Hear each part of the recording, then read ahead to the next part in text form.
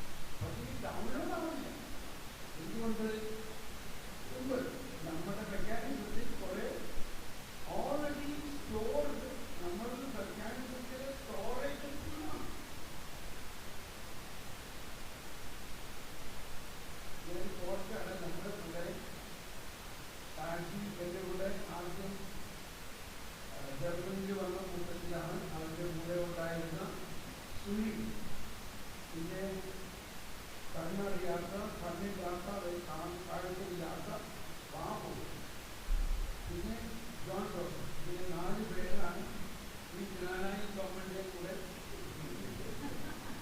ജ്ഞാനായി government വന്നപ്പോൾ കുറെ ആൾക്കാരെ കൊണ്ടുവന്നിട്ട് ഇവിടെ എന്നാൽ ഈ ഗവൺമെന്റിന്റെ കൂടെ ജർമ്മനിലേക്ക് കൊണ്ടുപോയി. അപ്പൊ അതിൽ ഈ സുനിലിന്റെ ഒരു പ്രത്യേകത ഞാൻ പറയാം. സുനിൽ ഒരു ബിസിനസ് മാനേജ്മെന്റ് ഗ്രാജുവേറ്റാണ്.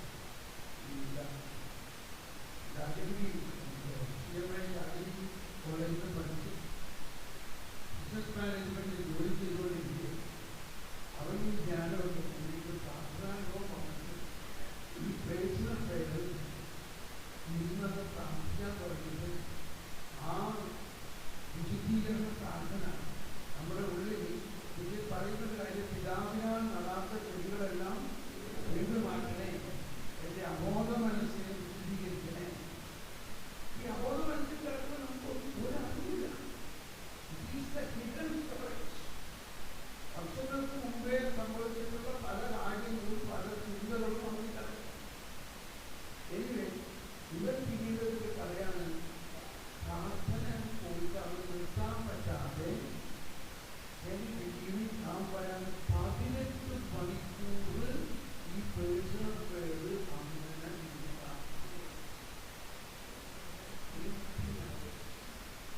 അത് കഴിഞ്ഞപ്പോൾ അവനുണ്ടായ ഒരു അനുഭവം, അവന്റെ ഉള്ളിൽ വലിയ ദൈവസ്നേഹവും ദൈവസ്നേഹവും. അങ്ങനെ ഇരിക്കുന്ന സാഹചര്യത്തിൽ കർത്താവ് അവരോട് പറയാണ്, നീ ഈ ജോലിയെല്ലാം വിട്ട് തോമസ് പോയി ചിന്തിക്കുക. അപ്പൊ അതിനെക്കുറിച്ച് അവൻ അധികം അറിയില്ല. ആരാണ് തോമസ് പോയി? പേരൊക്കെ അവൻ ചെയ്യാൻ തുടങ്ങി. അപ്പൊ ഈ തോമസ് പോയി എവിടെയാണ് ആരാധിക്കുന്നത്? ഇനി ഞാൻ അങ്ങനെ ചെയ്യണമെന്നില്ല. എനിക്കൊരു അടയാളമായിട്ട് ഞാൻ ചോദിക്കാം, ഈ തോമസ് പോലെ എന്നെ വിളിക്കാം.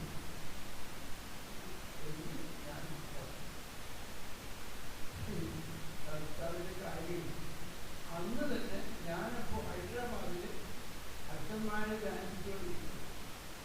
ഞാൻ പ്രാർത്ഥിക്കുന്ന നേരത്ത് എന്നോട് ഈശോ പറയാണ്, സുനിൽ എന്ന് പറഞ്ഞൊരാൾ, അയാളെ നിന്റെ ജീവിതത്തിൽ എനിക്കറിയില്ല. നീ ഇപ്പോൾ ഓഫീസിൽ വിളിച്ച് പറയുന്നു, അവരുടെ ഓഫീസിൽ ഇവിടെ മരിക്കാൻ വരുത്താമെന്നുള്ള ഓഫീസ് ഇന്ന് അവർ നമ്മൾ മരിയോട് പറയുന്നു. മരിക്ക് അവരെ അറിയാം, അവരെ കോണ്ടാക്ട് ചെയ്തിട്ട് അടുത്ത ആഴ്ച ബാംഗ്ലൂര് അച്ഛന്മാരെ ധ്യാനിപ്പിക്കാൻ പോകുമ്പോൾ അവന് വേണ്ടി കൂടെ ടിവിയിൽ വരാം. അതിനുവേണ്ടി ഞാൻ പിറ്റേ ദിവസം നമുക്ക് വരുമ്പോൾ അവരോട് ഓഫീസിൽ വന്നിട്ട് കാണാൻ പറ്റും. തോന്നാൻ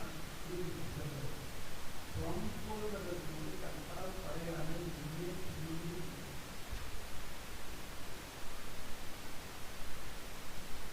അവരോട് ഓടി വന്നു. അവർ അന്ന് മുതൽ ഇങ്ങോട്ട് അവരാ ജോലിയെല്ലാം ഉപേക്ഷിച്ചു.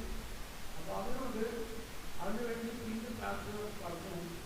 നമ്മൾ യൂറോപ്പിലേക്ക് വരുന്ന കാര്യമുണ്ടായി.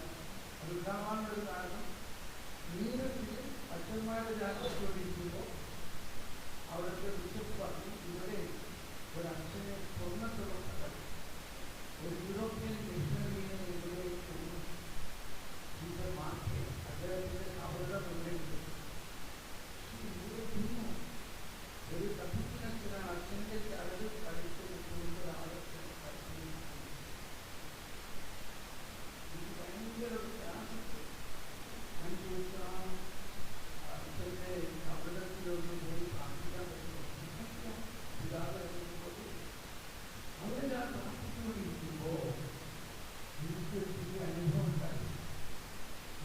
ശബ്ദം കൊടുത്തു. ഞങ്ങൾ യൂറോപ്യൻ മിഷണറിമാർ, അപ്പൊ ഞാൻ ഒരുപാട് യൂറോപ്യൻ മിഷണറിമാരുടെ കമ്പനികളിൽ പോയിട്ടുണ്ട്. ഷില്ലോങ്ങിലും ആ പ്രദേശത്ത് ജർമ്മൻ മിഷണറിമാരായിരുന്നു. അവർ വന്നത് ഒരുപാട് പേര് പല വരുമ്പോൾ തന്നെ അവർക്ക്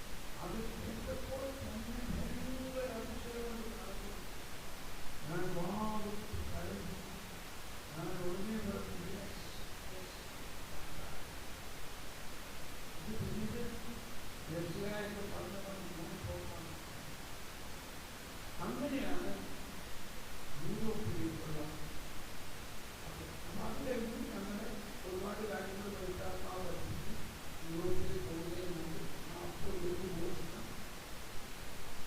പല പ്രാർത്ഥനകളും പഠിപ്പിച്ചു. അങ്ങനെ പഠിച്ചു. അപ്പോഴാണ് സുനിലിനെ കൊണ്ടുപോകുന്നത്. അപ്പോൾ സുനിലുമായിട്ട് യൂറോപ്പിൽ പോകുമ്പോൾ തന്നെ പറഞ്ഞു ഇവൻ അവിടെയുള്ള ഒരു യൂറോപ്യൻ പെൺകുട്ടിയുമായിട്ട് വിവാഹം ചെയ്തു. അതിൽ നിന്ന് വിശ്വാസത്തിൻ്റെ പുതിയ മൂലങ്ങൾ ഉണ്ടാകും. എന്താണ് പറഞ്ഞത്? ഇനി അതാണ് സ്വാധീനിക്കുന്നത്. കുറെ കഴിഞ്ഞപ്പോൾ ഇത് സംഭവിച്ചു. വളരെ രാത്രി പകൽ ആരാധന, രാത്രി ആരാധനയ്ക്ക് ഇവരൊക്കെ രാത്രി ആരാധനയുടെ ടീമുകളാണ്. പകൽ അവിടുത്തെ ആൾക്കാർ ആരാധിക്കുന്നു. രാത്രി ആരാധിക്കാനായിട്ട് നമ്മളാണ് ആരാധിക്കുക. ഇവർ ഫുൾ രാത്രി ആരാധന. ഇന്നും നമ്മൾ രാത്രി ആരാധന. അങ്ങനെ ഇരിക്കുമ്പോൾ ഒരു പെൺകുട്ടി ഈ രാത്രിയും ആരാധനയ്ക്ക് വരാം. അപ്പോൾ അവർ ഇവർ ഫുൾ ടൈം ഇരുന്ന് കണ്ടപ്പോൾ അവരുടെ നിലനിർത്താൻ ഇതുപോലെ ഒരു കിടക്കലോ എനിക്ക് കാണുന്നില്ല. ഇതിനെയും മനുഷ്യരുണ്ടല്ലോ. പക്ഷെ അവസാനം പരിശുദ്ധാത്മാവ് അവരെ തന്നെ പഠിപ്പിച്ച് അവരുടെ ദിവസം അനുഗ്രഹിക്കപ്പെട്ടത് പഠിക്കുക. അവരുടെ പ്രാർത്ഥിച്ചൊന്നും പറയും ഞങ്ങൾക്ക് തോന്നുന്നു. ഞാൻ പറഞ്ഞു എനിക്ക് പ്രാർത്ഥിക്കൊന്നും വേണ്ട, അത് നേരത്തെ തന്നെ ഞാൻ എൻ്റെ അതിനെക്കുറിച്ച് കാണിച്ചു. അവരുടെ അമ്മയും പറയുന്നുണ്ട്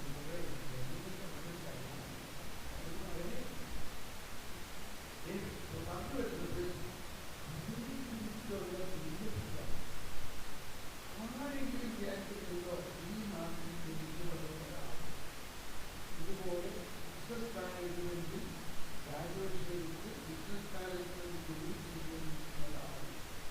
അതെല്ലാം ഉപേക്ഷിച്ച് യൂറോപ്പിൽ വരാനും അവിടെ ഒരു യൂറോപ്യൻ പെൺകുട്ടിയുമായി വിവാഹിക്കാനും. അപ്പോൾ അത് കഴിഞ്ഞ് ആദ്യത്തെ കുറിച്ചുണ്ടായി കഴിഞ്ഞപ്പോൾ നമ്മുടെ ആ ആരാധന സ്ഥലത്തിൽ നിന്നും നമുക്ക് മാറി നമ്മുടേതായ പുതിയൊരു ആരാധനാ സ്ഥലം ഉണ്ടാക്കാൻ സന്ദർശിക്കും. പറഞ്ഞപ്പോൾ ഞാൻ പറഞ്ഞു നമുക്ക് അപ്പോൾ ആ ചെയ്യുന്ന പത്രത്തിൽ നിന്ന് നമുക്ക് പോകാം. അങ്ങനെ പ്രാർത്ഥിക്കുമ്പോൾ അതൊക്കെ പ്രവചനമാണ്. എങ്ങനെയാണെങ്കിൽ ദർശനം ചോദിക്കാൻ എന്നോട് ദർശനത്തിലും പ്രവചനത്തിലും പറയുകയാണ് ഇന്ന സ്ഥലത്ത് ഇന്ന അച്ഛനെ കോണ്ടാക്ട് ചെയ്യും. ഫാദർ ജോഹൻ സുസ് ആ അച്ഛൻ്റെ ഇടപെടലിൽ ഒരു ചെറിയ കൊച്ചു പള്ളിയുണ്ട്. ആ പള്ളിയുടെ അടുത്ത് ഒരു വീട് വേക്കൻ്റായിട്ട് കിടക്കുന്നു.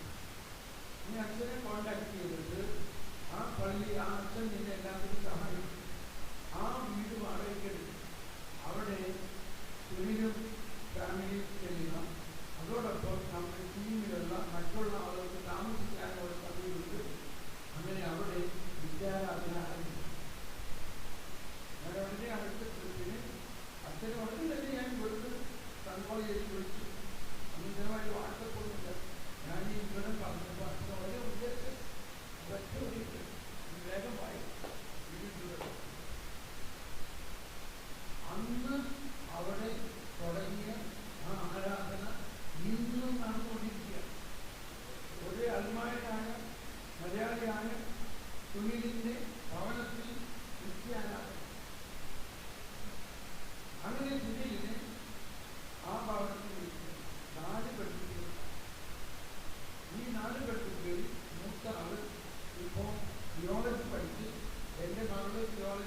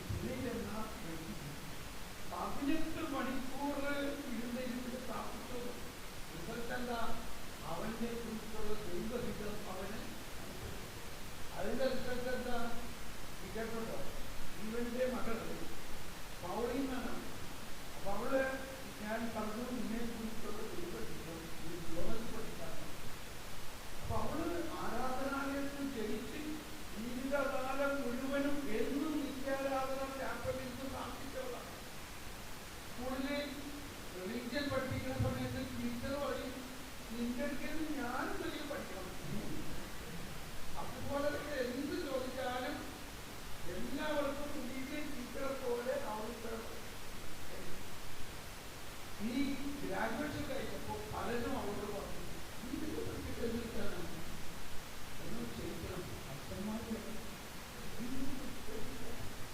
അവിടെ കന്യാസിമാരും അച്ഛന്മാരെയും കൂടെ ഒരു ടൂറിൽ ആ വണ്ടിയിൽ ഇന്ന് ഇവിടെ പീഡിപ്പിക്കുകയായിരുന്നു കന്യാസിമാരുടെ.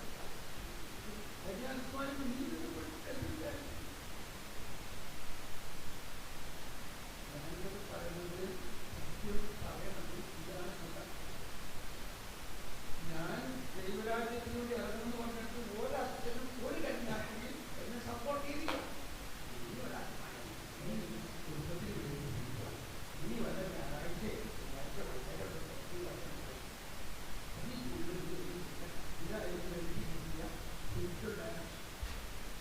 കർത്താവ് എന്റെ കോളെന്ന് വിളിച്ചെന്ന് പറയാം, നീ വരണം, ഞാൻ പറയോട്ട് പോകണം, നീ അവിടെ പോകണം, ഇവിടെ പോകണം, പ്രഘോഷിക്കണം. അപ്പൊ ഞാൻ പഠിച്ചൊരു പ്രാർത്ഥനയാണ്, സുഖത്തിനായി ഞങ്ങളുടെ അടിമകൾ അങ്ങയുടെ നീളം എന്നിട്ട് ഞാൻ ഇങ്ങനെ ചെയ്യാൻ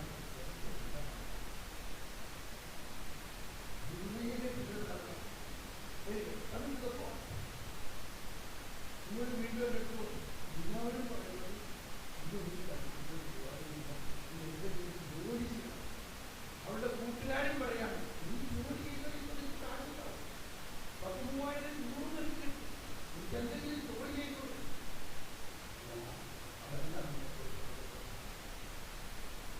അങ്ങനെ ഇപ്പോ വീണ്ടും ഒരു പ്രവചനം ഉണ്ടായി.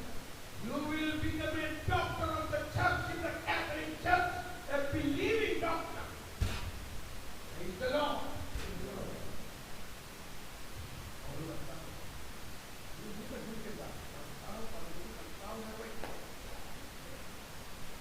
ഇപ്പൊ പൈസ ഉണ്ടാക്കിയിട്ട് വേണോ നിന്റെ കുടുംബം നോക്കാൻ?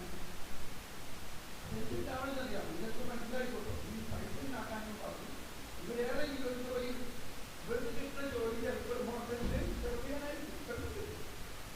നമ്മുടെ വെക്കേഷനാണ്, ഞാൻ ഹോട്ടലിൽ ജോലി ചെയ്യാൻ പോട്ടെ. ആ ഹോട്ടലിൽ ചെല്ലുമ്പോൾ ആരെങ്കിലും ചെറുതായിട്ട് പോകും. നല്ല പെൺകുട്ടികളെ കണ്ടു കഴിഞ്ഞാൽ ആകർഷണമില്ലാത്ത പാട്ട്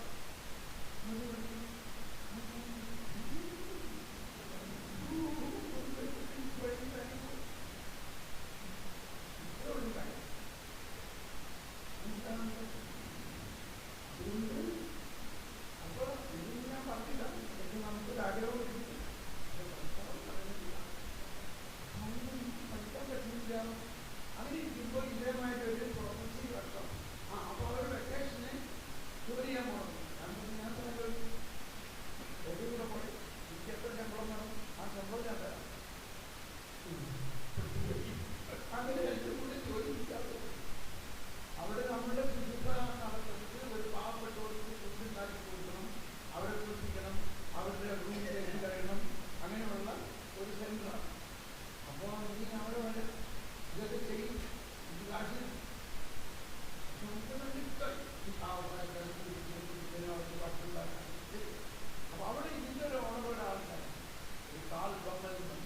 അയാള് എന്തോ ഒരു പുണ്യമാനാണ്, അയാൾ തന്നെയാണ് ഭക്ഷണം ഉണ്ടാക്കുന്നത്. ഞങ്ങളൊക്കെ അതിന്റെ കൂടെ ഇവിടെ പാവപ്പെട്ടവർ അവിടെ. അപ്പോ അയാൾ ഇവിടെ കാര്യം മനസ്സിലാക്കി ജർമ്മൻ ഭാഷ. അങ്ങനെ നീ തന്നെ ഇരിക്കണം, നീ ഇപ്പോ ആ ജോലി ചെയ്ത് ജോലി ചെയ്ത് പറഞ്ഞു ഞാൻ പറയുന്നത് ഉള്ളിൽ ആളുകളെ സംസാരിക്കണം. പരിശുദ്ധാത്മാവ് ആളുകളെ സംസാരിക്കും. അത് കഴിഞ്ഞിട്ട് ഇങ്ങനത്തെ ഒരു പ്രൊഫസി സെക്ഷനിൽ അവള് പാർട്ടിസിപ്പേറ്റ് ചെയ്യാൻ വരാനോ അവള്. അപ്പൊ അവള് എന്റെ ട്രാൻസ്ലേഷൻ ചെയ്യും. ഞാൻ പറയണ അവൾ ട്രാൻസ്ലേറ്റ് ചെയ്തുകൊണ്ടിരിക്കുക. അപ്പൊ ആ പ്രോഗ്രാമിന് നമ്മുടെ ഈ റെസൽ മാത്യു സിംഗപ്പൂർ വന്നിട്ടായി. റെസൽ മാത്യുവിന്റെ ഒരു ദർശനം കിട്ടിയാണ്, ഈ പെൺകുട്ടി ചിറകുകൾ വെച്ചുകൊണ്ട് ഇങ്ങനെ പറക്കാൻ നോക്കണം, പക്ഷെ പറക്കാൻ പറ്റില്ല. ഒരു മതിലിന് മുമ്പിൽ കാണുന്നുണ്ട്, അതിന് ചാടി കടക്കാൻ നോക്കണം, കാണാൻ പറ്റില്ല. അപ്പോ ഭർത്താവ് ആ ചിറകുകളെ വിടർത്തി അവളെ കൊണ്ട് പറപ്പിച്ച് അതിന്റെ മോളിൽ കൂടി അവളെ കളയും. ഇയാൾക്ക് അറിഞ്ഞൂടെ ഇതിനെ കുറിച്ചാണ്. അപ്പോ ഞാൻ പറഞ്ഞു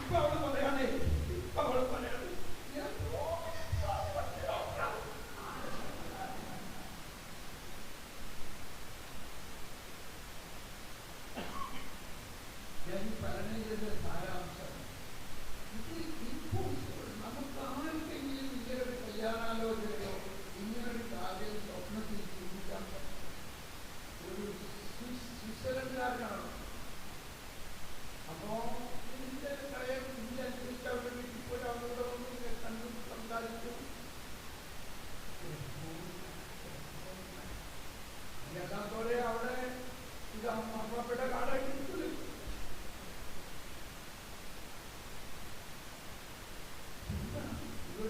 ഇവരുടെ അപ്പൻ എല്ലാ പകലും പ്രാർത്ഥിക്കണം. അവിടുത്തെ എളുപ്പമൊന്നുമില്ല. അപ്പോ ഇതിന്റെ എല്ലാത്തിന്റെയും ഇത് സാക്ഷ്യമായിട്ട് ഞാൻ പറയുമ്പോൾ ഇതിനെല്ലാം ഡെവലപ്മെന്റ് ഉണ്ടായത് നമ്മുടെ അതിൽ സുനിലിന്റെ ഭാര്യ നൊയിമിയും അവര് വ്യക്തി ഈ പേഴ്സണൽ പേര് അവരുടെ നമ്മുടെ ഡെയിലി റൂമാണ്. ആരാധന ചെയ്യുന്ന ആൾക്കാർ 1 മണിക്കൂർ പേഴ്സണൽ പേര് ശരിയാക്കും, ഒരു മധ്യസ്ഥ പ്രാർത്ഥന ശരിയാക്കും. നമ്മളിൽ നിറയാതെ നമ്മൾ മറ്റുള്ളവർക്ക് വേണ്ടി പ്രാർത്ഥിച്ചാൽ അത് നമുക്ക് ദൂഷ്യം ചെയ്യും. എങ്ങനെ ദൂഷ്യം ചെയ്യും? നമ്മളിലുള്ളത് കൂടി ട്രെയിനൗട്ടാണ്. അതുകൊണ്ടാണ് പലരും മധ്യസ്ഥ പ്രാർത്ഥന കുറെ പ്രാർത്ഥിച്ചു കഴിഞ്ഞു. സത്യമാണ്. മധ്യസ്ഥ പ്രാർത്ഥന പ്രാർത്ഥിക്കുമ്പോഴും കൊണ്ടു ചെല്ലുമ്പോഴും നമ്മൾ തളരും. അത് നമ്മളിൽ നിന്ന് ശക്തി പോകും. അതുകൊണ്ട് നമ്മളെ കാണിച്ചു തന്നിരിക്കുന്നത് നമ്മൾ വ്യക്തിപരമായി പ്രാർത്ഥിക്കാതെ നമ്മൾ നിറയാതെ ഒരു ശുശ്രൂഷയും ചെയ്യരുത്. അപകടമാണ്. പേടിപ്പിക്കല്ല, പീഡിപ്പിക്കല്ല, പഠിപ്പിക്കണം.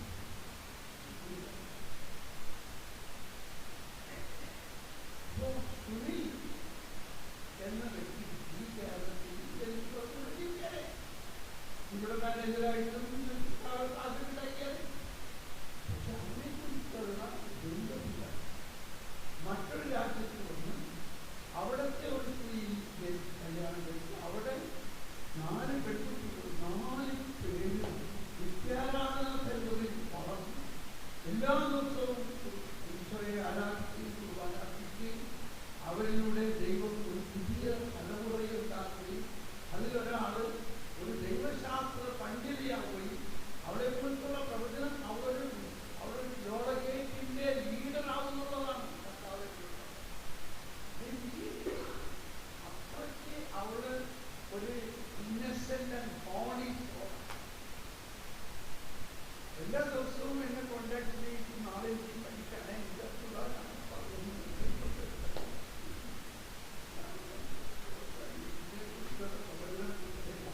അപ്പോ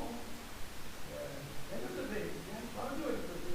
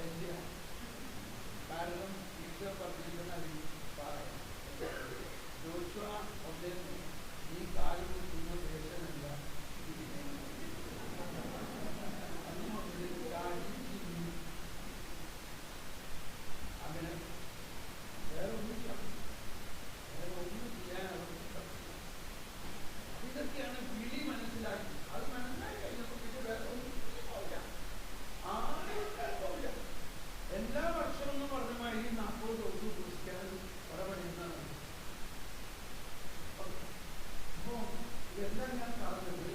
നമ്മളെ സംബന്ധിച്ച് രണ്ട് കാര്യം. ഒന്ന് നമ്മുടെ കുടുംബത്തിൽ മക്കളും മക്കളുടെയും ജീവിതത്തിലേക്ക് നമ്മളിലൂടെ ഒഴുകണം. ഇപ്പൊ ഞാൻ പറഞ്ഞു, എന്റെ മകളുടെ തിയോളജി പഠിച്ചു. ഇത് അവർക്ക് പഠിക്കാൻ എളുപ്പമായിട്ട് പഠിക്കൊന്നുമില്ല. എന്തോരം പ്രാർത്ഥിച്ചിട്ടാണ്.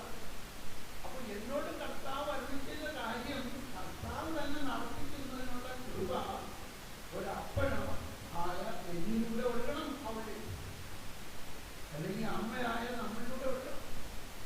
നമുക്ക് ഇഷ്ടമുള്ള എന്തെങ്കിലും പ്രവർത്തിച്ച് നടന്നാൽ പോരാ. നമ്മളെ കുറിച്ച്, നമ്മുടെ കുടുംബത്തെ കുറിച്ചുള്ള ദൈവ പദ്ധതി നടപ്പാക്കണം. അതിനുള്ള ജ്ഞാനം നമ്മളിൽ ഒഴുകണം. ഇതാണ് ഏഷ്യ 59:21. അത് അച്ഛനല്ല വിവരിക്കേണ്ടത്, ഒരു കുടുംബസ്ഥനായ ഞാനാണ് വിവരിക്കേണ്ടത്, അല്ലേ? ഒരിക്കലും അപ്പോൾ നിങ്ങൾക്ക് എല്ലാവർക്കും ഇത് ബാധകമാണ്. ഞാൻ പറഞ്ഞല്ലോ, ഇപ്പോൾ വയസ്സായി റിട്ടയറായി വെളുപ്പിനെതിരെ ശാസ്ത്രീയ പുസ്തകം പഠിക്കും, സുവിശേഷം വായിക്കും. മത്തായി 5:6 യേശു തന്റെ അധരത്തിൽ പറഞ്ഞ വാക്കുകൾ വായിക്കണം. വേറെ എന്തെങ്കിലും വായിക്കേണ്ട കാര്യമില്ല. അതിന്റെ അവസാനം പറഞ്ഞിരിക്കുകയാണ് Mathai 5:24. The words I spoke to you, these words of mine, so ഒന്ന് അച്ഛൻ റിലാക്സ് ചെയ്യാൻ. അപ്പോഴേക്കും ഞങ്ങൾ അവസാനിക്കാം. These words of mine എന്ന് പറഞ്ഞേക്കണേ, എന്റെ ഈ വാക്കുകൾ. അപ്പൊ ഇത് ബൈബിൾ മുഴുവനാണ്. ബൈബിൾ മുഴുവൻ ദൈവവചനമാണ്, ശരിയാണ്. പക്ഷേ അതും 4 സുവിശേഷങ്ങളും തമ്മിൽ വ്യത്യാസമുണ്ട്. ഈ 4 സുവിശേഷങ്ങളിൽ തന്നെ യേശു പ്രത്യേകം പറഞ്ഞിരിക്കുന്ന ചില ഭാഗങ്ങൾ, അതായത് മത്തായി 5:6, യോഹന്നാൻ 14:15-16 പറഞ്ഞു. ഇത് മുഴുവനും ഒറ്റ പ്രസംഗമാണ്. അന്ത്യത്താഴം കഴിഞ്ഞിട്ട് യേശു നടത്തിയ ആ ചരിത്ര പ്രസിദ്ധമായ പ്രഭാഷണമാണ് യോഹന്നാൻ 13:14-16. യോഹന്നാന്റെ സുവിശേഷത്തിൽ 21 അധ്യായം ഉണ്ടെങ്കിൽ അതിനകത്ത് 6 അധ്യായം ഒരു വൈകുന്നേരത്തെ സംഭവമാണ്. മനസ്സിലാക്കുമല്ലോ? 13-ാം അധ്യായം അന്ത്യത്താഴം. ഓക്കെ, അപ്പൊ അന്ത്യത്താഴം വൈകുന്നേരം 15, 14, 15, 16, 17, 18 6 അധ്യായം. ഈ 18 ഈശോയുടെ പീഡാനുഭവത്തിന്റെ ആരംഭം വരെ 6 അധ്യായം, അതായത് 21 അധ്യായങ്ങളിൽ 6 അധ്യായം ഒറ്റ വൈകുന്നേരത്തെ സംഭവം.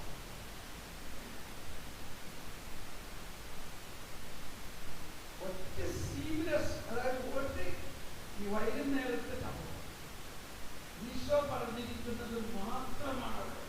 എന്ന് മാതിരി തന്നെ മത്തായി 5:6 മലയിലെ പ്രസംഗമാണെങ്കിൽ ചിലപ്പോൾ ഒരു ദിവസം ഉണ്ടായിരിക്കാം.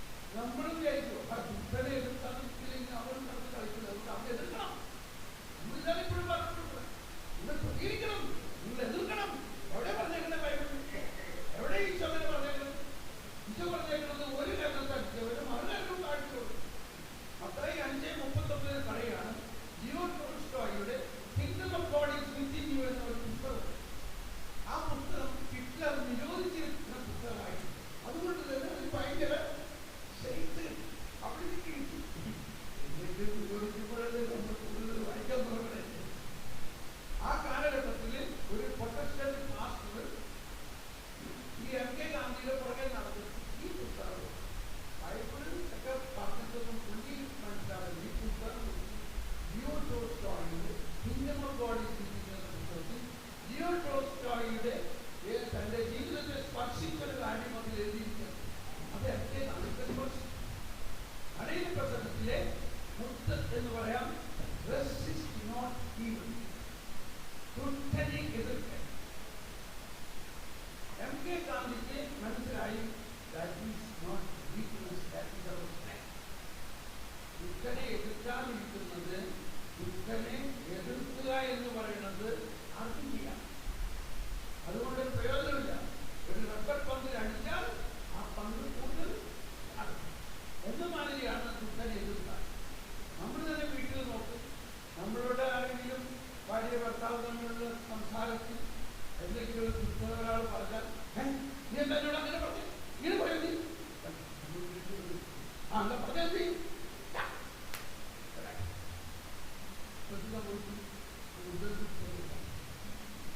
അടിച്ചല്ലേ, ഇങ്ങനെ അടിച്ചല്ലേ,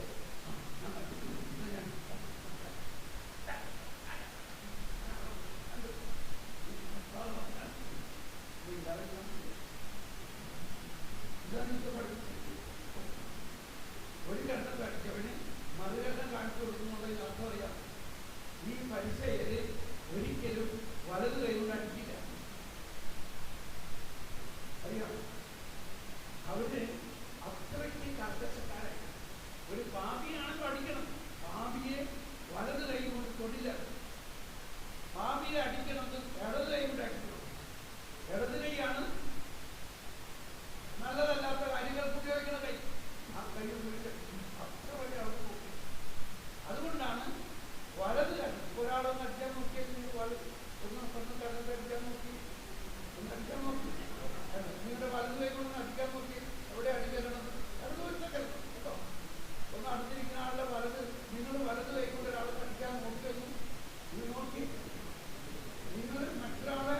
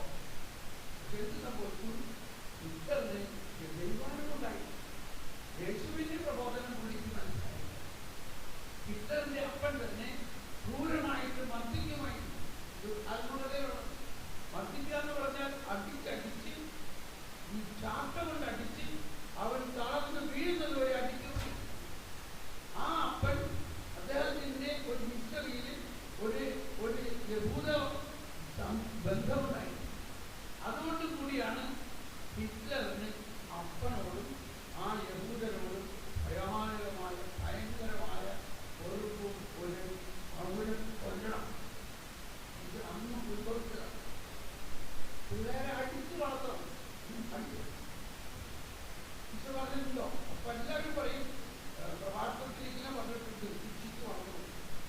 എപ്പോഴും അതേ പറയൂ, നമുക്കൊന്നും ശിക്ഷിക്കില്ലെങ്കിൽ ഓരോ സമാധാനമുണ്ട്. എന്റെ അപ്പൻ എന്നെ ശിക്ഷിച്ചിട്ടില്ല, എനിക്കത് ഭയങ്കര ഒരു തീരുമാനമില്ല. എന്റെ അപ്പൻ എന്നെ ഒരു പ്രാവശ്യം വഴക്ക് പറഞ്ഞതില്ല. ഇങ്ങനെയാണ് സംസ്കാരത്തിന്റെ മാനദണ്ഡം ജീവിതം മനസ്സിൽ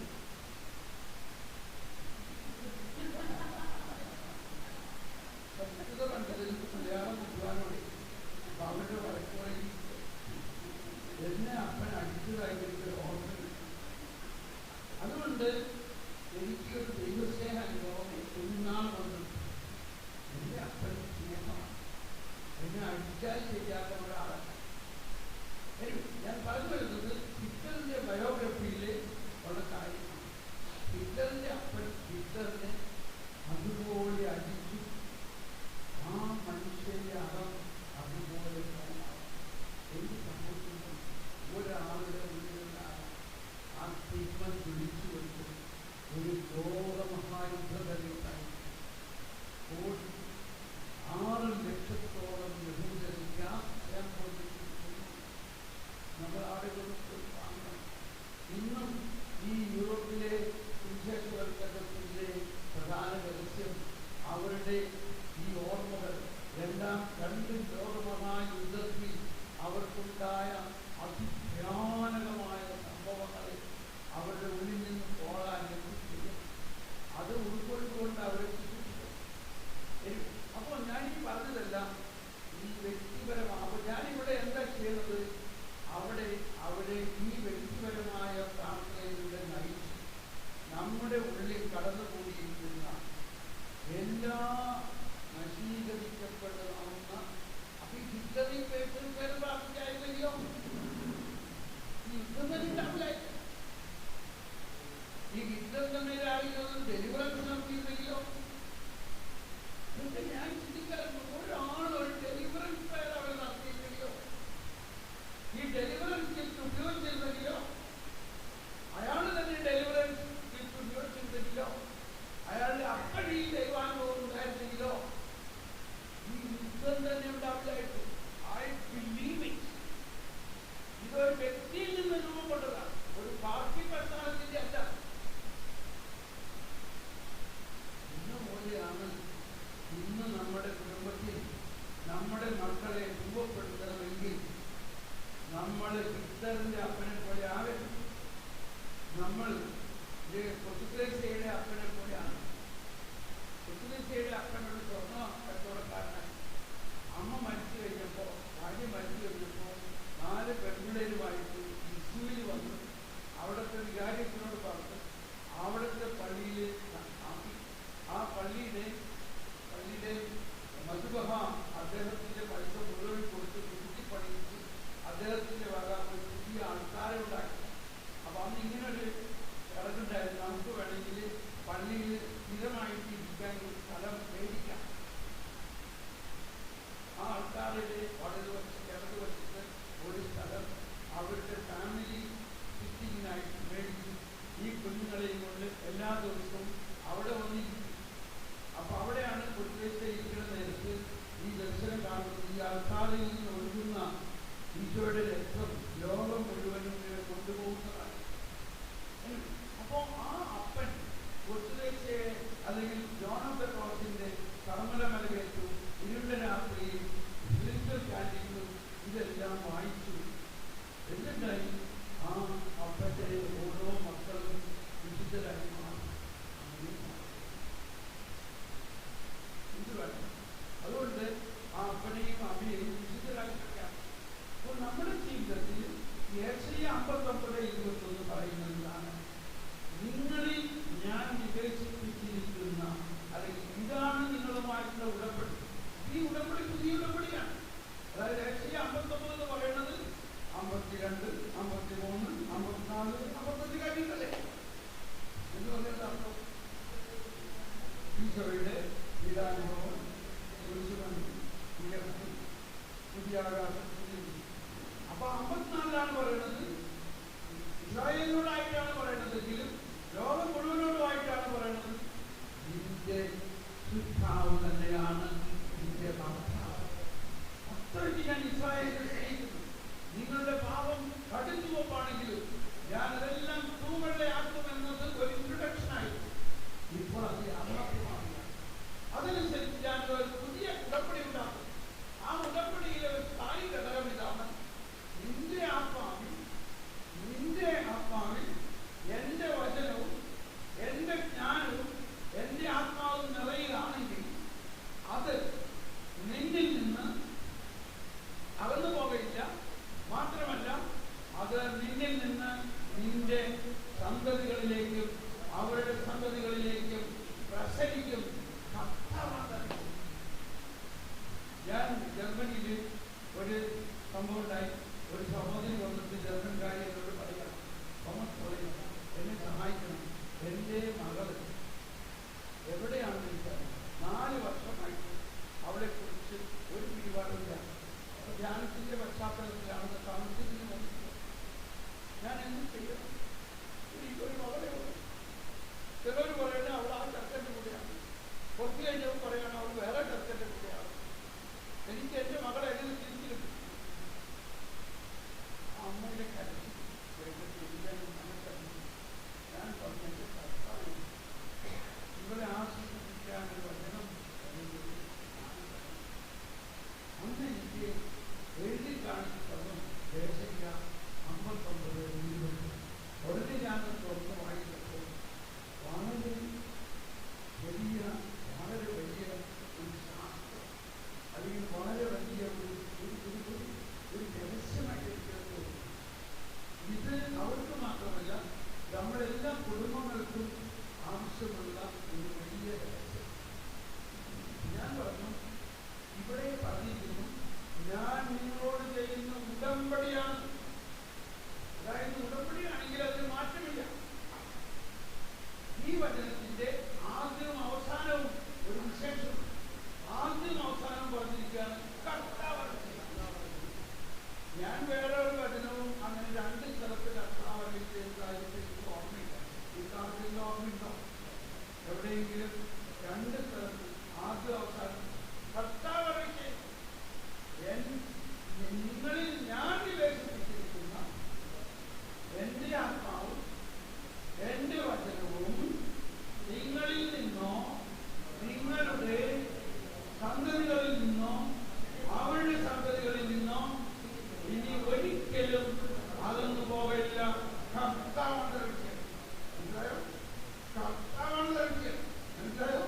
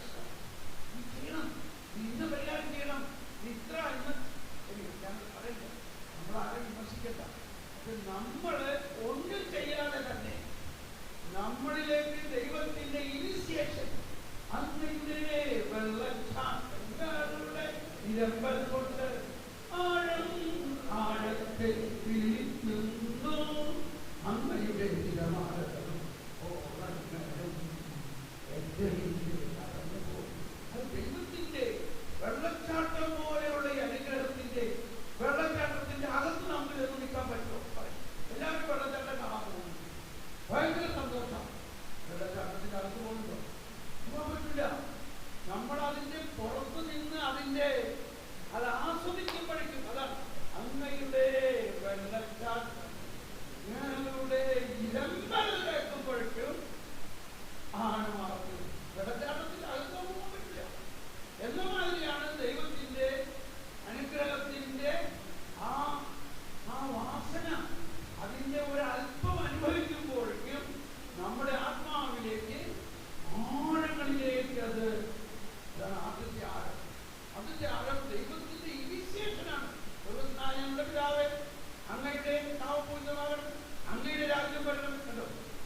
അങ്ങയിലേക്ക് ചെന്നത് അങ്ങയുടെ അങ്ങയുടെ അങ്ങയുടെ ഇത് ദൈവത്തിന്റെ ഇനീഷ്യേഷനാണ്. അവസാനം ഞങ്ങളുടെ ഞങ്ങളുടെ ഞങ്ങളുടെ അത് നമ്മുടെ കോപ്പറേഷൻ. അപ്പോ ഈ ഇങ്ങനെ നമ്മൾ വായിച്ചു. ഇപ്പൊ ഞാൻ അമ്മച്ചിയോട് ഇതിന് പറയുന്നു 6 മാസം കഴിഞ്ഞപ്പോ ഏതാണ്ട് 6 മാസം കഴിഞ്ഞപ്പോ ജർമ്മനിയിൽ വേറൊരു പത്രത്തിൽ ഞാൻ ധ്യാനിക്കുകയായിരുന്നു. അപ്പൊ ഈ അമ്മച്ചി ഓടി വന്നിരിക്കുകയാണ്.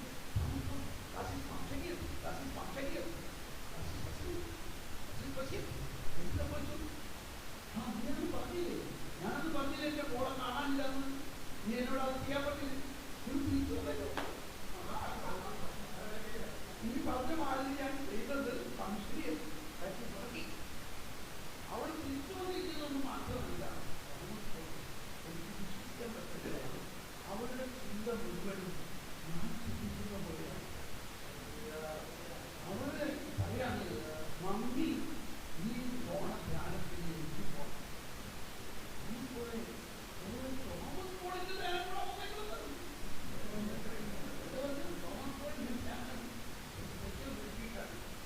അത് വളരെ വളർച്ചയുള്ളവർക്ക് മാത്രം കൂടാനുള്ള എന്നാണ് അവരുടെ അറിവിന്റെ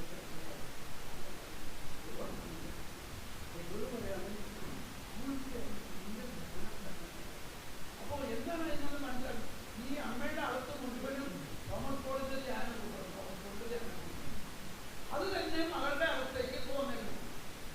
ഇതൊന്നും മാത്രമല്ല, അവൾ ധ്യാനം കൂടാ. എന്നിട്ട് അമ്മ പറയാണ് അവൾക്ക് അറിയില്ല അതുകൊണ്ട് അവർക്ക് കൗൺസിലിംഗ് കൊടുത്ത് അവർക്ക് സഹായിക്കും. തീർച്ചയായിട്ടും അവൾ വന്ന ആളെ എന്നെ കെട്ടിപ്പിടിച്ചു. എനിക്ക് എന്തോ ഒരു ക്ലോസ്നെസ്, ശരിക്കും എന്റെ മകളെ പോലെ എനിക്കത് തോന്നാം. ഒരു ക്ലോസ്നെസ് അവളുടെ മക്കൾക്ക് സന്തോഷിച്ചു. ഞാൻ ഉടനെ അവൾക്കൊരു കൗൺസിലിംഗ് കൊടുത്തു. അവള് ഇങ്ങനെ ഒരു കുമ്പസാരിച്ചിട്ടില്ല. ഭാര്യ കത്തോലിക്കയാണ്, കുർബാനയ്ക്കൊന്നും ചോദിച്ചത്. നിങ്ങൾക്ക് അറിയോ ഈ വിവരം? ഈ ജർമ്മനിയിലെ ഹോസ്പിറ്റലൊന്നും ആദ്യ കുർബാനയ്ക്ക് കുമ്പസാരിക്കുന്നതിന് വേണ്ടി നിർത്തുന്നില്ല. അവരുടെ ഡെവലപ്മെന്റ് എന്താണെന്ന് വെച്ചാൽ അവർക്ക് പാവം എന്താണെന്ന് അറിയില്ല. പിന്നെ അവർക്ക് ഈ പാവത്തെ കുറിച്ചൊക്കെ പഠിപ്പിക്കേണ്ട ആവശ്യമുണ്ടോ? അതുകൊണ്ട് ഈശോയെ അവർ സ്വീകരിക്കട്ടെ, എന്നിട്ട് സാവധാനം നമുക്ക് അവരെ കുമ്പസാരം പഠിപ്പിക്കാം.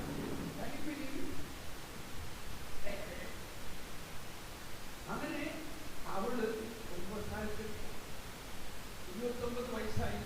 അപ്പൊ ഞാൻ അവളെ കുമ്പസാരിക്കാൻ കുമ്പസാരിക്കാൻ പഠിപ്പിച്ചു. എന്നിട്ട് അപ്പൊ അവളെ ഒരു ആക്സിഡന്റ് ആയിരുന്നു. ഞാൻ തന്നെ അച്ഛനടുത്ത് പോയി പ്രാർത്ഥനയാണ് അവൾ ആ കുമ്പസാരിക്കാൻ ചെയ്യുന്നത്. അതുപോലെ അച്ഛൻ അവളോട് അങ്ങനെ അവൾ കുമ്പസാരിച്ച് കഴിഞ്ഞിട്ട് അവൾ ഡാൻസ്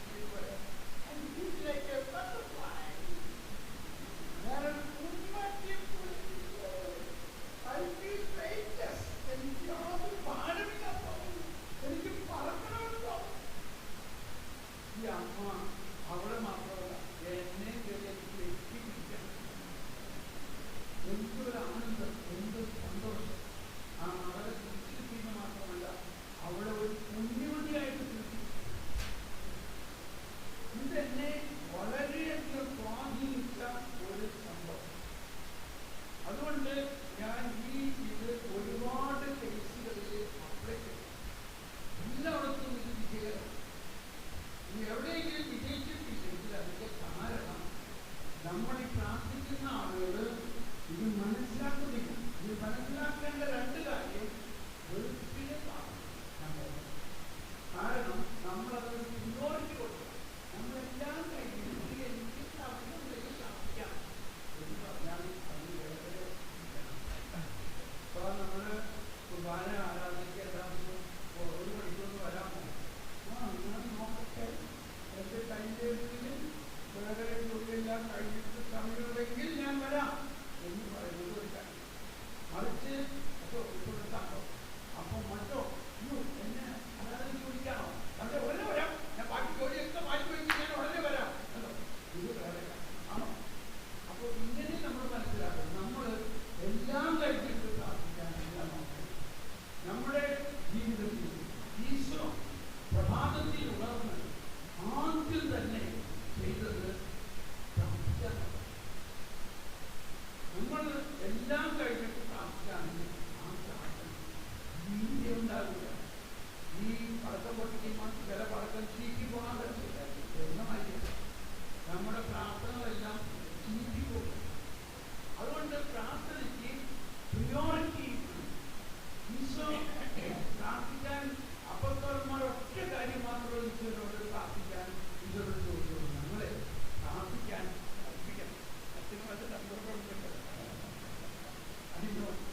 അതൊന്നും പറഞ്ഞോട്ടെ, അത് മനോഹരമാണ്. അപ്പൊ ഇത് കണ്ടില്ലാകട്ടെ.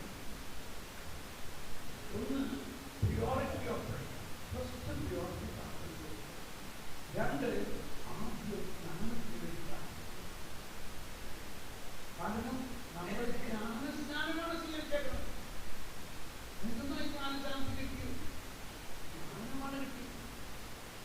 ആ ജ്ഞാനത്തിലൂടെ മാത്രമേ യേശുക്രിസ്തുവിനെ കുറിച്ചും യേശുക്രിസ്തുവിന്റെ പ്രാർത്ഥനയെ കുറിച്ചും നമുക്ക് മനസ്സിലാവും.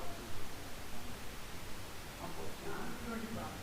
അപ്പൊ 6-7 അപ്പൊ അതിൽ പറഞ്ഞ ഒന്നിനും വരും. ജ്ഞാനം വാദിക്കൽ പ്രാർത്ഥനയ്ക്കുന്നു. 6:14 പറയുന്നത് അവൾ അത് ജ്ഞാനം ഒരു അക്ഷയ നിധിയാണ്. നമ്മളിപ്പോൾ പറഞ്ഞുകൊണ്ടിരിക്കുന്ന നിധിയും ഈ കാശും സമ്പത്തും എല്ലാം അക്ഷയമല്ല. ആ മനുഷ്യരുടെ കുർബാനയിൽ പാട്ടത്തിൽ പാടാമോ? എന്താണത്? പോയി പറയുന്നേ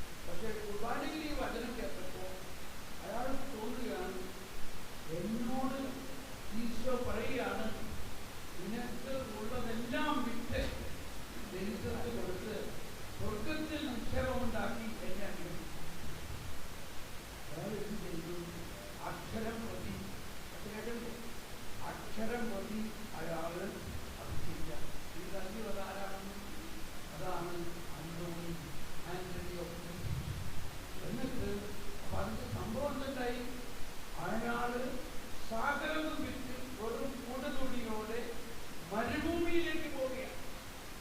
അങ്ങനെയാണ് കത്തോലിക്ക സഭയിൽ മൊണാസ്റ്റിസിസം എന്ന ഒന്നുണ്ടായത്. അതാണ് അൻഗരി ദ ഗ്രേറ്റ് എന്ന് പറഞ്ഞാൽ മൊണാസ്റ്റിസിസത്തിന്റെ പിതാവാണ് അത്. അതിനുശേഷം കുറെ പേര് ഈ യുവാവിന്റെ കൂടെ ചേർന്നു. മക്കാരിയോസ്, പെക്കോമിയോസ്, അതിനുശേഷം ഗ്രിഗറി ഓഫ് നസ്യാൻസ്,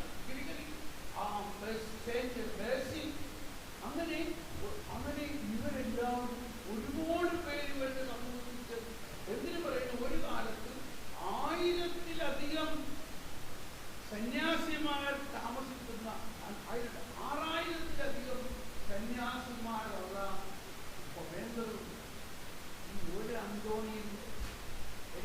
അപ്പോ ഞാൻ പറഞ്ഞു വരുന്നത്, ഈ വചനം നമ്മുടെ ആത്മാവിൽ ഒരു ചലനം ഉണ്ടാക്കുമ്പോൾ നമുക്ക് സ്വർഗം നേടാൻ പറ്റും.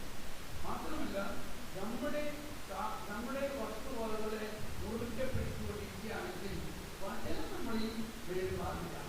നമ്മൾ ഈ ലോകത്തിന്റെ നശ്വരമായതിനേക്കാൾ കൂടുതൽ പറയാൻ കാരണം 7:14. ഇന്ന് 7:14 ഞാൻ 7:14 പറയുന്നത്, അത് മനുഷ്യർക്ക് അക്ഷയനിധിയാണ് എന്ന് പറഞ്ഞില്ല.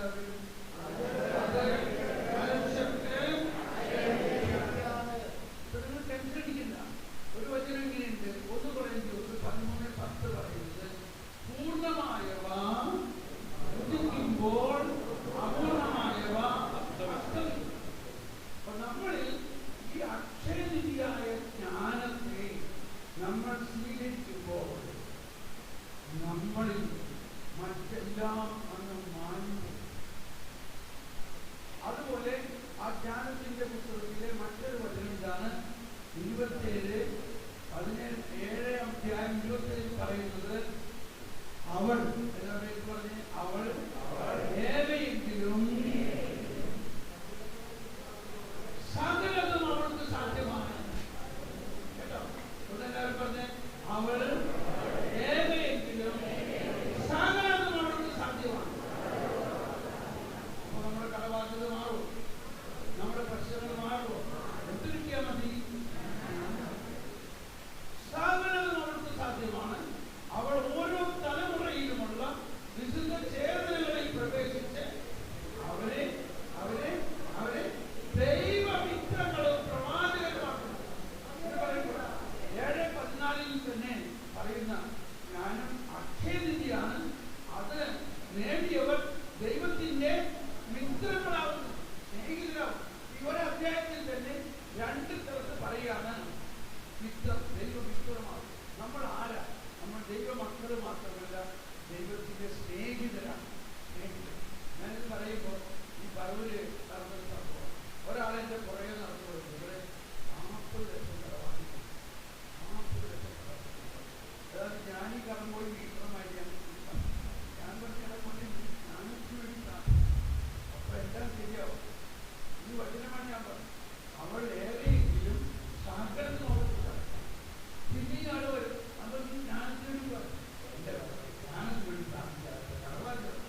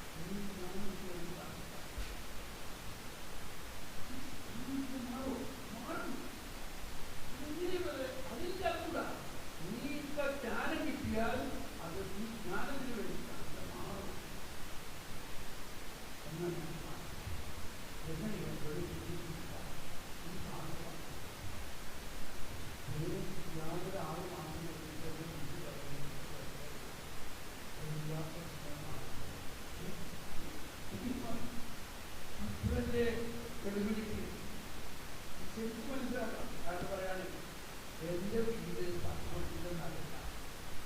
പട്ടണത്തിൻ്റെ നടുക്ക് എനിക്ക് വീട് പറഞ്ഞ് ആവശ്യം നടക്കാം. പക്ഷേ ഈ വീട് ആ ചെറിയ സ്ഥലവും വിറ്റാൽ പട്ടണത്തിന് പുറത്ത് വെറും 2 കിലോമീറ്റർ ദൂരെ 2 ഏക്കർ സ്ഥലവും ബാക്കി പൈസ എനിക്ക് കടബാധ്യതമാക്കാൻ. ഈ ഞാനതുകൊണ്ട് എൻ്റെ 5 സെന്റ് സ്ഥലത്തുണ്ട്. ആ സ്ഥലവും ഇടുക്കി ഏതാണ്ട് 1 കോടി രൂപ, 1 കോടി രൂപ. അതിൽ ഉടനെ തന്നെ 40 ലക്ഷം കൊടുക്കേണ്ട കടബാധ്യത. 20 ലക്ഷം കൊണ്ട് ഞാൻ ഒരു വീടും 2 ഏക്കർ സ്ഥലവും മേടിച്ച് അവിടെ താമസം. ബാക്കി 40 ലക്ഷം. ഇത് പ്രാക്ടിക്കലായിട്ട് ശരി നടന്ന സംഭവമാണ്. അപ്പൊ എന്തുകൊണ്ട് ഈ ഐഡിയ കിട്ടിയില്ല? നമ്മൾ ഈ പട്ടണത്തിന് അടുത്ത് മഹാരാജാവിനുമായി ജീവിക്കാൻ പറഞ്ഞിരിക്കുകയാണ്. നമുക്ക് കടബാധ്യതയും അതിന്റെ പരിചയമായിട്ട് കുടുംബത്തിൽ സമാധാനമില്ല, വഴക്കുണ്ടാവും, പാർട്ടികളോട്ടൊക്കെ വന്നു കടബാധ്യത നേരത്തെ നേർന്നു. പിന്നെ എന്തൊക്കെയാണെന്നൊക്കെ അതൊക്കെ ചെയ്യണം. നടക്കണം. എന്തായിരുന്നു പ്രശ്നം? ഒരുപാട് പേരെ എനിക്ക് സാക്ഷ്യം പറഞ്ഞു.